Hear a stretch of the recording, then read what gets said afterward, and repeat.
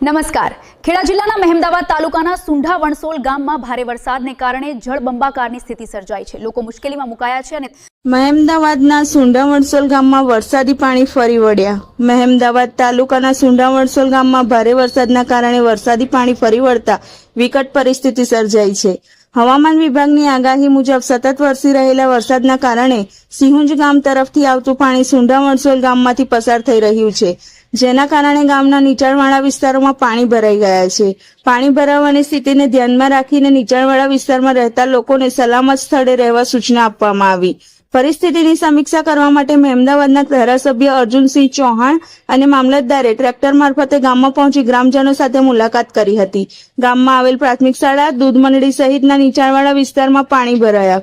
જો પાણીનું સ્તર વધુ વધશે તો વધુ નીચાણવાળા વિસ્તારોના રહેવાસીઓનું પણ સ્થળાંતર કરવામાં આવશે. જિલ્લા વહીવટી તંત્રએ ગ્રામજનોને સાવચેત રહેવા અને જરૂરી હોય ત્યારે તંત્રને સહકાર આપવા અપીલ કરી છે.